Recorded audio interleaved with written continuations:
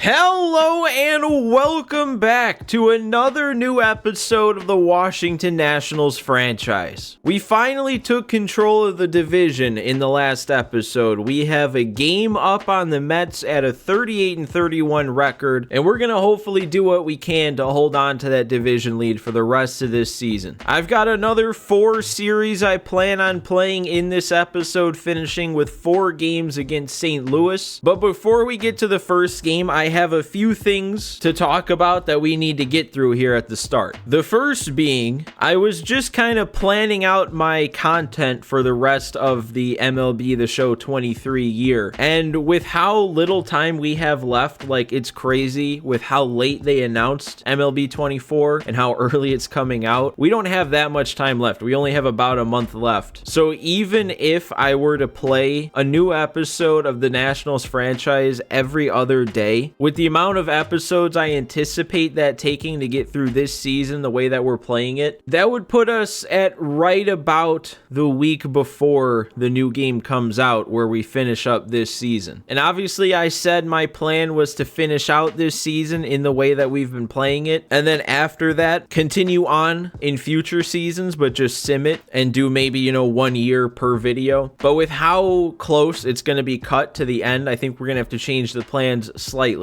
I'm not going to change how I'm getting through this season because I'm actually really enjoying myself. I just don't want to change up how I'm playing this season. I said this is what I'm going to do. I'm going to stick to that. However, what we are going to change is instead of having multiple additional episodes of multiple additional seasons simmed, I think what I'm going to do, or at least what I plan on doing, what I'm going to try to do is after this season, after it's all done, we'll have one more video, one more episode of the Nationals franchise. And in that video alone, we'll try and do a long-term simulation. It'll just be, very quick season to season to season, just to get hopefully about 10 years in the future and just see how everything has gone with what we've built, because that's the one thing I'm disappointed by, or that I would be disappointed by if we weren't to go long-term into the future, is just there's so many players that I've gathered onto this team that we've never seen in the big leagues.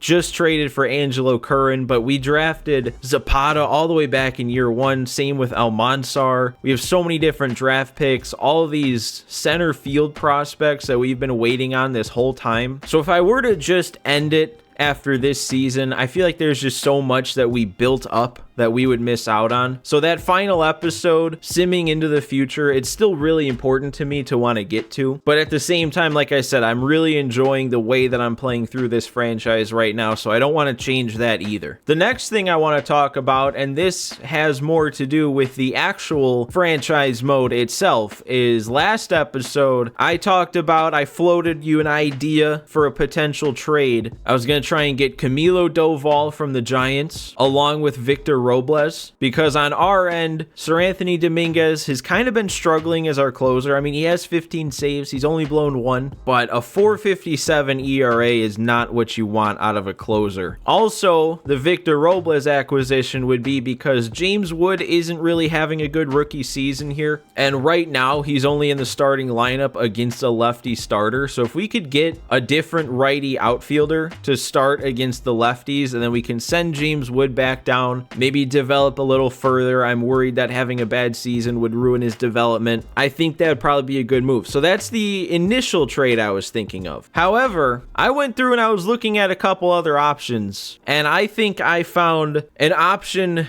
that's so much better that I think I'm just going to pull the trigger on it right now. So if we go to the Chicago White Sox, their top relief pitcher in that bullpen right now is Garrett Crochet, and he is very similar attribute-wise and development-wise to where Camilo Doval is at. 26 years old, he's got this year and next year of team control remaining. He is the White Sox closer this year. He's improving year to year, and he's in the middle of his best year yet since we've taken over this universe. And he's only going to continue to get better. So I was trying to build a trade around him, and based on what I was offering, it kind of takes a lot less. If you remember what we were trying to do to get Camilo Doval, we were giving up, I think it was Mackenzie Gore, Drew Mendoza, and then a pretty solid reliever in Ronaldo Lopez, and I was trying to get Camilo Doval and Robles and then one prospect pitcher, and they still wouldn't quite do that trade. We would have had to get rid of the prospect pitcher. But when it comes to Garrett Crochet, we can put him out there, and all we need to give up is Josiah Gray, and this deal goes through. And I think I have decided on between Gray and Gore as being our extra starting pitcher to get rid of. I think it's going to be Gray. I mean, this season alone, Gray is doing worse than Gore is. But even looking back through the years, Gray really only had this one good season, and then it's kind of gone downhill for him. Whereas with Gore, I mean, yeah, he's never been good, but if you look all the way over here at his FIP, and this year is his best FIP. I mean, his home runs per 9, way less than any other year. His walks per 9 is more under control.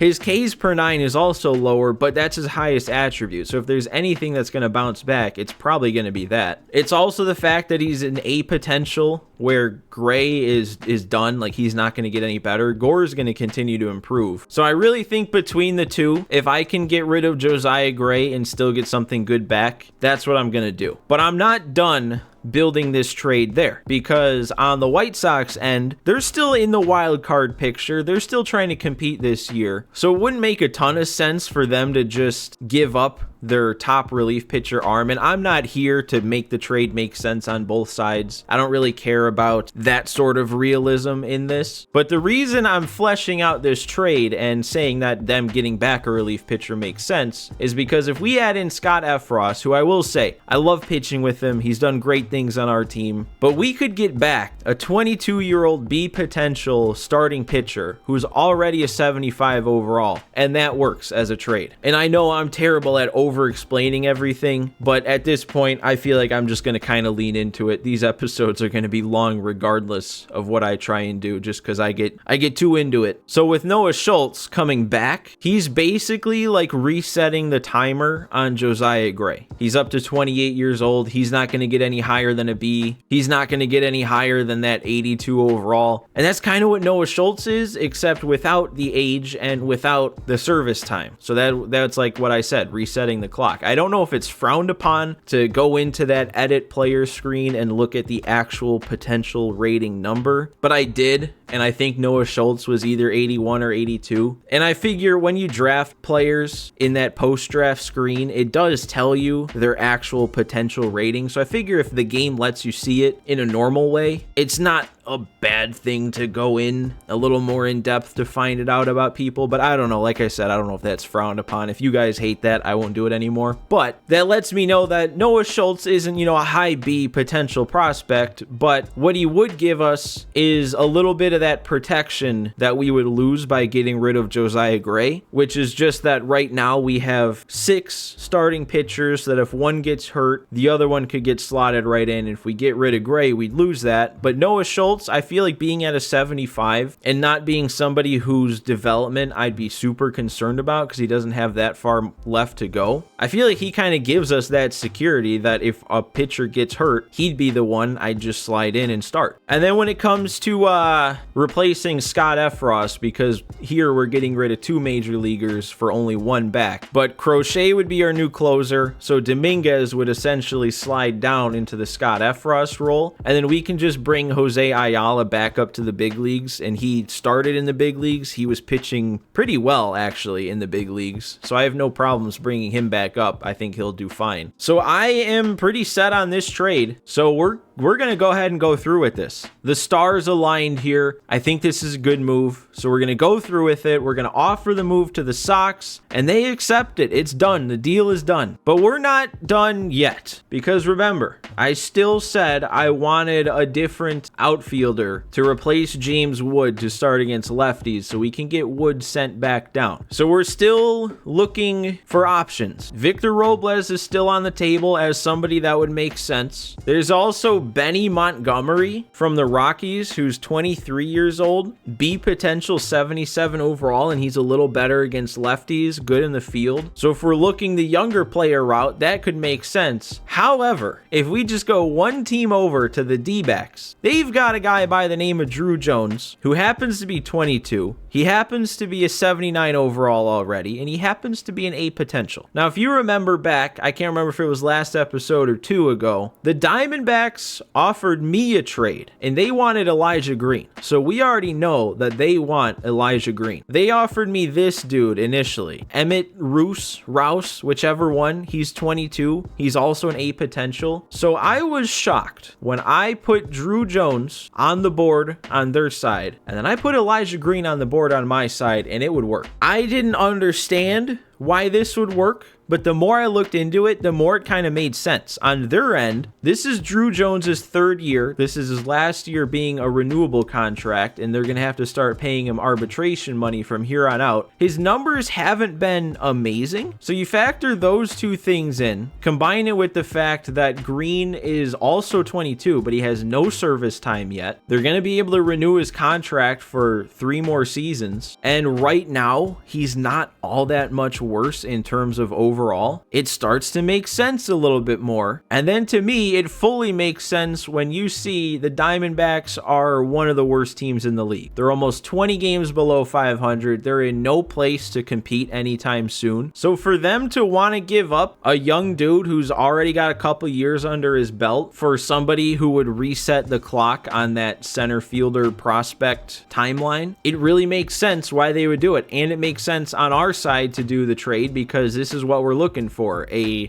good fielder who can start against lefties, and he is better against lefties. I looked at his splits. He's hitting lefties much better than he's hitting righties this year. I think this trade is absolutely perfect for us. This is a move you can't pass up, so I'm not passing it up. We just traded away Elijah Green for Drew Jones. And man, I really get way too into this, don't I? I've already been sitting here recording for a half an hour, and all I've done is make 2 trades. But let's try and make some sense of what we just did here. So first things first, Gore is back in the starting rotation. Garrett Crochet is going to be moved to our closer. Dominguez will be our setup man. When it comes to the batting order and the positioning, everything against righties will stay the same. But against lefties now, we're benching James Wood. Drew Jones will be our new starting center fielder against lefties. And then finally, to make it all work, we're going to be sending down James Wood back down to AAA, have him go try and figure everything out down there. And then to fill up that that extra relief spot, it's going to be Jose Ayala getting promoted back up to the big leagues. And actually, there is one more minor roster move I wanted to do. Brady House is kind of struggling in AAA this year, not putting up good numbers, and it's affecting his development. Like, he's -5 in his power against lefties. We can't have that. This dude's supposed to be in the big leagues next year. So with him playing bad and Drew Mendoza just randomly playing absolutely out of his mind in AA, I'm just going to swap him around. I'm going to bring Mendoza up to AAA, send Brady House down to AA. All right, now with all that taken care of and figured out, we're still ranked first overall. We still rank first in contact. I don't remember what we were in power, but I can't imagine that would have really changed at all. But we move up to second in pitching. I think we were 4th, and then our defense and speed gets a little bit better with the addition of Drew Jones, who was a little bit better defensively and faster than James Wood. And also, just out of curiosity, because as I was moving things around, a lot of our minor league players were putting up good numbers, so I'm curious to see, where our minor league team stands. So right now, our AAA team is second in the division or the league or however it works in the minors, but they're the 6th ranked team overall. Still the defense and speed that's lacking behind, so I guess that's an organizational issue. And then moving down to AA,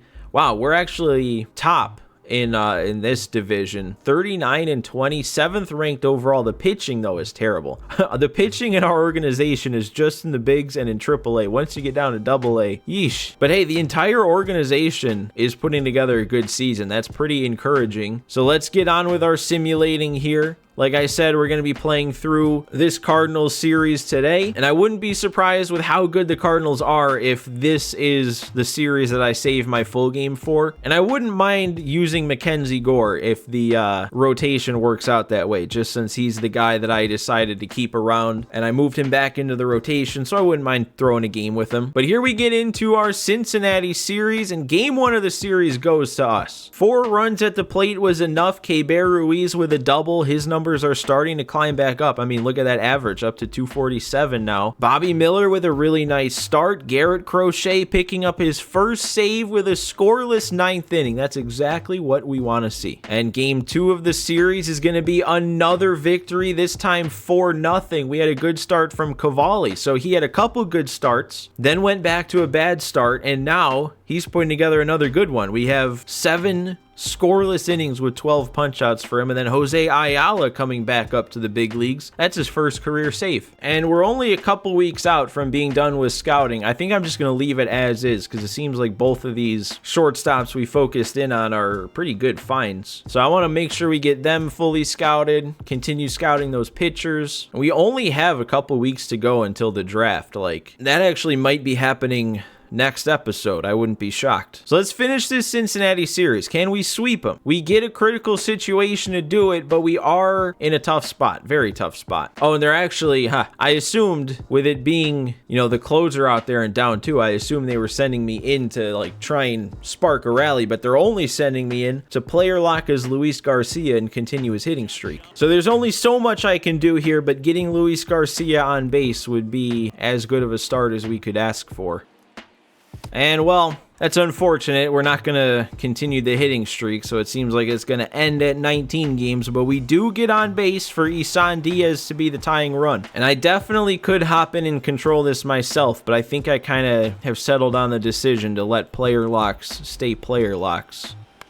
And Isan Diaz, that looks like it's just going to be a weak fly out, but we still have one more chance, one more out. We're going to be off on contact, assuming he makes contact, and it's just a grounder right to first. So we can't pick up a series sweep. At least it's another series win. All right, so on to a new series then in Oakland, going entirely across the country in a day to get there. So let's see what we can do. Game 1, it's going to be, okay, it's a player lock when we're already up 8-0, but I want to hop into it. Meneses, he kind of hasn't been hitting for as much power as he typically has been in the past, but I think he had a homer already in one of the games I simmed, and now he's got 2 in this one with a lefty out there. I want to take this AB. Meneses against a lefty used to mean good things at the plate, and it hasn't meant that in a little while.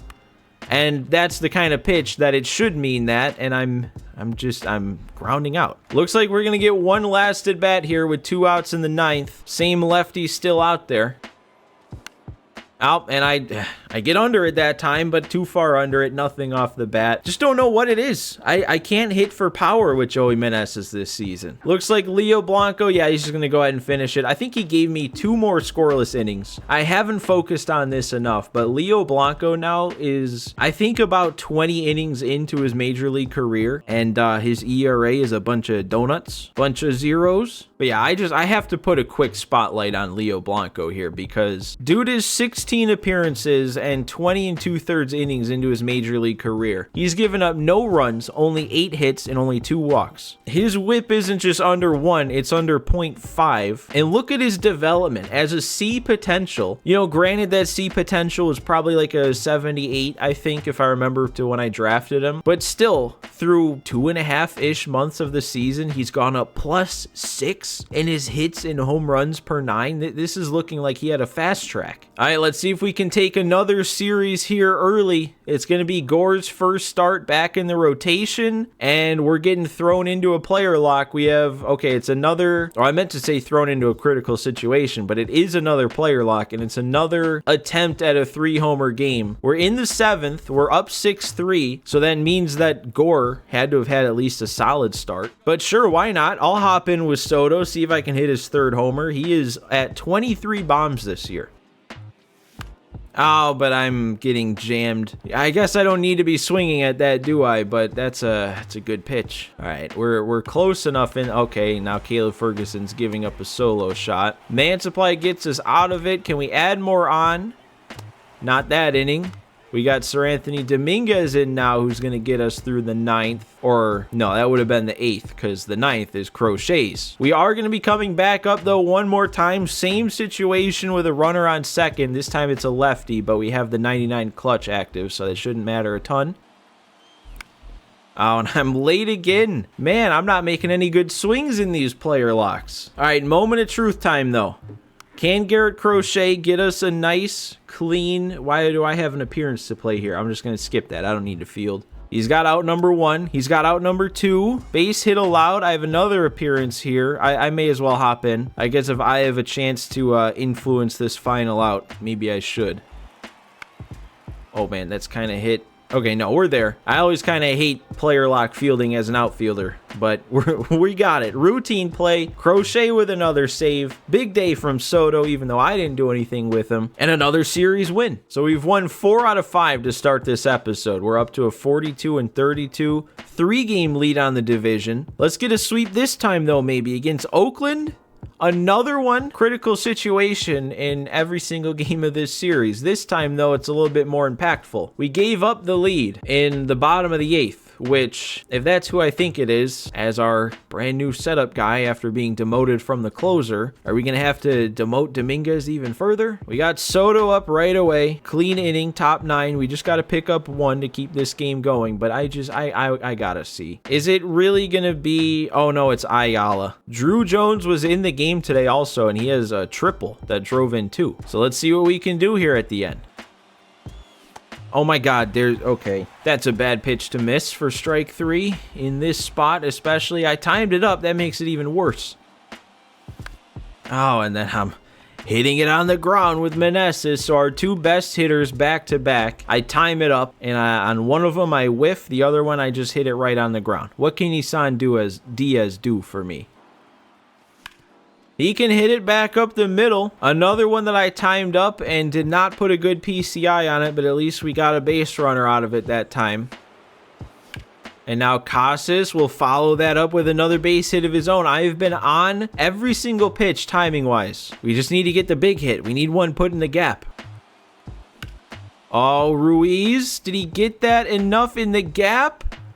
No, it just barely got ran down. Oh, man, if we had to make him go just like 2 or 3 more steps, he's not getting there. Oh, and on top of all that, we have Jose Ayala getting hurt after losing that game for us. Not a serious injury. He'll just be out a couple days, so we don't have to really do anything about that. But, man, things have gone well to start this episode. 2 series wins, but let's, finish one of these off. This has been our problem all year, is the lack of consistently playing well and consistently putting together winning streaks. So let's start a new series here. We'll face Atlanta. I am just going to sim through this one. I'm more interested in playing against St. Louis with their good record. So we got Cavalli against the division rival, and that's another win, and Ayala's back. So let's see if we can do it again. 3rd straight series, winning the first 2 games in a row. No, we dropped that one. Okay. Another rough one for Yohan Adon. Very rough one. Gets his ERA back up over 6. I thought he was figuring it out. All right, so finishing off this Atlanta series, not even a critical situation. We just pick up another loss. So that's a series loss. Snell with not a great start. Ayala with another not good outing. I don't know what's going on with him. He was always solid. So we're doing the thing again. We have a good stretch, and then we fall right back into not doing so great. We still have a game and a half on the Mets, and I think this game 1 against St. Louis is going to be the game I play, because this is the Mackenzie Gore start. We're going against Luis Severino, who has to be out in front of a Cy Young race this year. He has a 189 ERA. So let's go ahead and try and ruin that. This has got to be the matchup of the 2 top dogs in the NL right now, or at least I'd like to think so. So we're going to go ahead and we're going to throw on these 2021 home jerseys. And I kind of want to get our new guy into the game. I want to see Drew Jones out there, and I don't mind sitting down Isan Diaz for a game to do that. So We also had to sit down K-Bear Ruiz because he's tired. We'll get Drew Jones in the game, and we can move him to center. We can throw Abrams out and right for today. So here we go. Big game to assert ourselves, assert our dominance as the top team in the NL. Big series to do that, actually, but it all starts with game one. It's going to be raining today. We got Drew Jones. Look, they're even highlighting him. Our newest trade acquisition from the Diamondbacks out there in center today. Mackenzie Gore, the guy who I decided to have faith in, the guy who I decided to stick with, is on the mound. I'm excited for this one. I'm excited to see the team show up to the field and perform today against another top team. And right away, almost like they drew it up on a script, we get a pop fly to Drew Jones in center field. And, oh, Gore's not going to get that. Is Chapman? Get it there. Oh, they really called him safe. Man, I feel like Chapman should have made that play. I don't know what went wrong there. He kind of looked out to me, but we're not getting a challenge to pop up, so can't really do anything about it. And can we turn 2 on him? Is that how we're going to deal with that runner getting on base? It is. Long AB, but it pays off Mackenzie Gore with what I'll call a 1-2-3 first. And Luis Severino, insane season he's having. A whip below 1. 57 hits allowed in 90 innings for a 189 ERA. That is ridiculous. Let's fix that. Abrams must be on a major cold streak because he spent pretty much all year having an average right up around the 400 mark, and now he's all the way down to 323. Oh, and oh, that better drop in. No, it won't. I swung at ball 4 3 times in that at bat. Wow, dude. They also have German Marquez, who's at the top of the ERA leaderboard. That's crazy. 2 or 3 sets of 2 players from the same team within the top 7. You had the Cardinals with 2. Oh, he's hitting Garcia. Okay. You had the Cardinals with 2, the Dodgers with 2, and what was it? The Giants with 2? A couple of 1-2 punches here in the National League for a bunch of different teams. Soto, all right. We're going to move all the way up to third on that, so we're going to have a runner on third. Deep fly ball will get us our first run of the game. We just can't ground into 2. No, they made me go around. I guess that's better than maybe making contact on a low pitch and hitting into a double play. Happ, there we go. We got the big swing. Double down the line for Ian Happ, or at least I hope a double. Yeah, he's in there. We're putting up a run in the first inning against the best pitcher in the National League. 2 hits in 1 inning against a guy who barely gives up 1 hit in every 2 innings. Oh, and there's a third. Look at the damage we're doing right away. Matt Chapman with the base hit up the middle. We're driving in 3 in the first. Something has clicked for me in these last few episodes when I am in control of the entire game. Because those first couple games to start this season, I was not really putting up runs, but lately I have been putting up runs. Ooh, and we got the friendly call there on a 3-2 count. So that's going to bring up Drew Jones with a couple runners on in the first. And this was something I kind of glossed over that was good about his card, is he has pretty solid clutch. I mean, it's better than his contact both ways, so he should be at least slightly better when he's up with a runner in scoring position. Come on, drop in. I think that will. He's going to do it. We're going to have to keep Costas at second, but Drew Jones in true Nationals fashion this year with a weak base hit to drive in a run.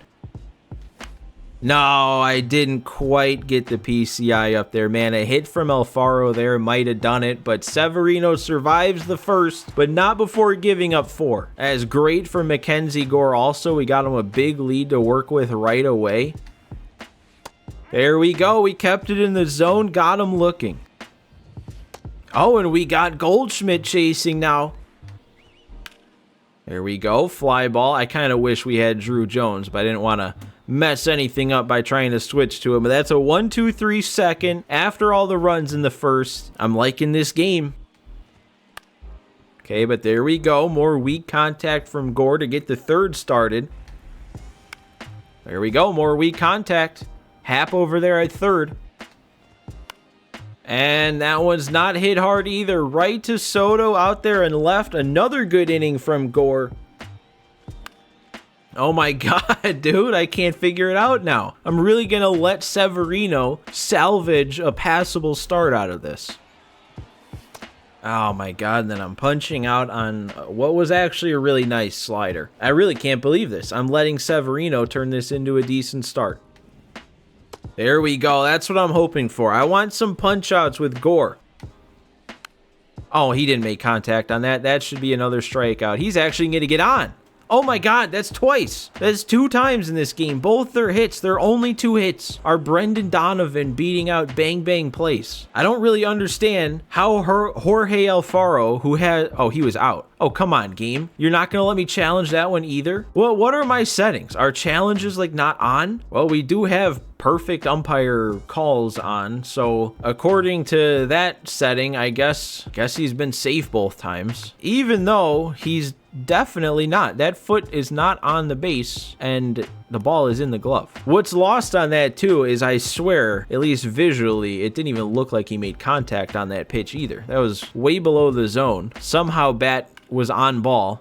Abrams, though, is going to save me with his good reaction out in right field. I don't know, just looking at that last play kind of makes me want to go back and look at the first play that Brendan Donovan beat out. Because if he was really out on that one, too, and they didn't call him out, then I guess that's the swing that truly breaks up the perfect game. I was going to say then we should have a perfect game going right now, but I guess we can't say that anymore, can we? Okay, but there we go. One more pitch. We're going to get him down, and we're still scoreless from Mackenzie Gore out on the mound. It kind of threw me off, too. I feel like that might be the first time I've ever seen Luis Garcia with a gold fielding badge. That's new, right? Oh my God, why do I keep either striking out or making awful swings on the circle changers that catch the meat of the plate? Oh my God, that... And he does sit Alfaro down. We have bailed out Luis Severino today. This might be our last chance against Severino to put something more on the board against him. Doesn't have a ton of energy left, but they're leaving him out there. Oh my God, and he... Is that going to get down? It is. You know, it's very cheap, but it's our first base runner since the first inning, so I'll take it. Also, that's Luis Garcia's 100th hit of the season. Oh, and that's going to be what does it for Severino. All right. Hey, that run out there, though, is going to be charged to Severino if we can bring him around. So let's, do that. Okay, that is going to get in for another base hit. Weighted back. Now, come on. Meneses is also 1 hit away from 100 on the season. Let's knock them both out in the same inning. Oh, my God. Walk's fine. Walk works, too. Walk loads the bases. That should at least drive the run in, right? 50 speed. That's not super deep, but I'm going for it. Gotta charge another run to Severino, and we do. Oh, and it hits him on a 1-2 count. Two-seam gets too far inside, loads the bases up again. Oh, come on. Don't get caught. Get down, get out. Oh, that almost landed fair, actually. Oh, and then we just make an even worse swing. Ooh. Good swing on that pitch, and I wasn't expecting it, but we got a guy there. Soto's there. Yeah, we do. And ironically, it's on his best swing of the game. Oh, ring him up. Come on. No, he went around, though. Don't just bail him out because he's a vet. Okay, we'll pop him up. No punch out, but that's 6 scoreless from Mackenzie Gore, and he probably has 1 more left in the tank. Drew Jones? Come on, use that speed. 94 speed. No way he gets thrown out on that. Nice. He's got 50-something stealing, too, without much of an arm behind the plate. I might want to take off in this AB, especially if it would activate the good clutch from Alfaro. There we go. Ball 1. I'm going to go on this pitch. Do I bother taking a lead, though? Because he'll probably just try and pick me up. Oh, they're reading my inputs. Not one time are they going to attempt to pick off until the one time I actually press to steal. I'm staying committed, though. We're going for it. Not a great jump. Weak arm, though. We got thrown out. Oh, I actually thought I was in there. Hey, there we go, Abrams. Finally, a good swing today. It took 4 ABs. Double for him. Hopefully that starts to break him out of this cold stretch and we get him back up to a 400 batting average. Oh, but Mr. Clutch in another clutch situation isn't coming through with a run-producing hit. We do actually have kind of a lot of energy left for Mackenzie Gore, so as long as this inning doesn't fall apart, we should be able to get him through this one pretty easily.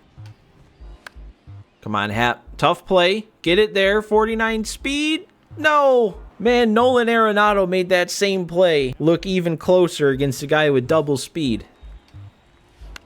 Oh, come on. No. Okay. Garcia with a good reaction. We'll still be able to get one out of it. And now we're officially down in the yellow energy, but we should still be good to finish this inning. Oh, and there we go. Blow it past him up and in. I love it. Come on, Abrams. No. He's quick enough to make up for it, though. All right. 7 scoreless, only 5 punched out from Gore. But if you're not going to give up a run or a walk, that's a very good start. All right, let's go to the new arm here. We're going Nick Sandlin for the 8th. He's put himself together a really nice season.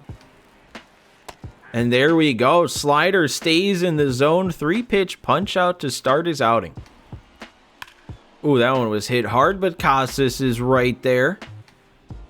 And we fan Nico Horner. 1-2-3 inning from Sandlin. 1 to go. I'm going to go ahead and go to Sir Anthony Dominguez to try and preserve this shutout. And Donovan, another bouncer, but he's going to get out this time. That one's not close. Oh, come on, ring him up. One of the two, come on. Bailing Nolan Arenado out a couple times on check swings today. Oh, and now I'm getting a... Oh, we're still going to sit him down, though.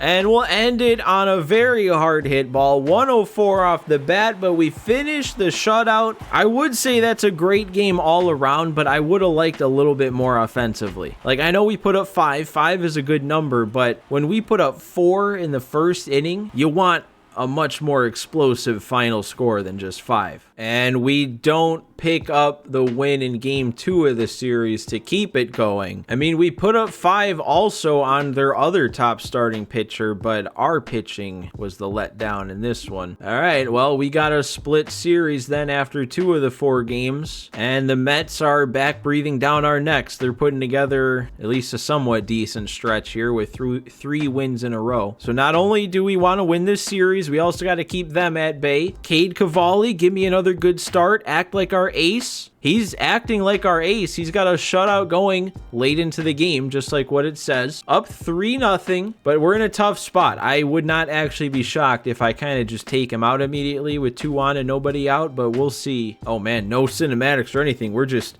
right in here. Didn't have anybody warming up though, and I don't think this is going to be like March to October where, yeah, they're not just immediately warm. That's one thing that kind of sucks about franchise mode and its critical situations. I am going to see about going to a mound visit here and just taking Cavalli out. That at least gets them to the point where it says they're red. But I'm actually going Sir Anthony Dominguez right now because he has better clutch, and it's the clutch rating that matters right now over contact. So Cavalli's done. If we get out of this, he would have given me 7 scoreless, but we got to get out of it. And we're trusting Sir Anthony Dominguez to do that. I mean, this is another good thing about adding Crochet to the mix is now we have a guy who was our closer like Sir Anthony Dominguez who can come in and shut down this type of situation.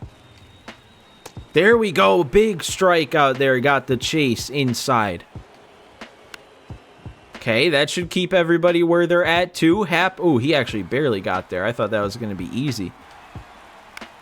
And Diaz, he's got it. We got it over to first, and Dominguez gets us out of it without even allowing a runner to advance. Actually, you know what? I was going to sim our half of the 8th inning there and just get to the point of finishing the game on the mound, but we have Seth Beer and Yu Chang due up back-to-back this inning, 2 guys that are usually on our bench, so I may as well get an AB with each of them. We actually haven't seen Seth Beer at all yet since adding him to the team. And is that going to get over his head? Oh, it is. I kind of thought that was just going to be a flyout from Chapman, but we're going to turn it into 3. We are going to turn it into 3. All right, give Seth Beer a prime opportunity here to drive in a run. He's been hit by a pitch twice in this game. He hardly ever plays, and when he does, they're just hunting him.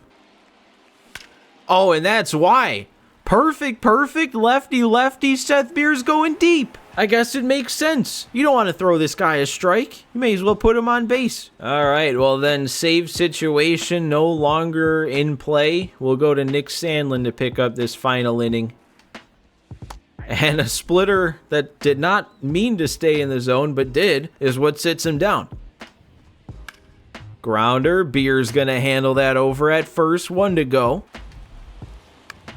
And nobody's go. Oh, wait. Nope. He only knocked it down. All right. Well, can't get through the... Oh, what are we doing?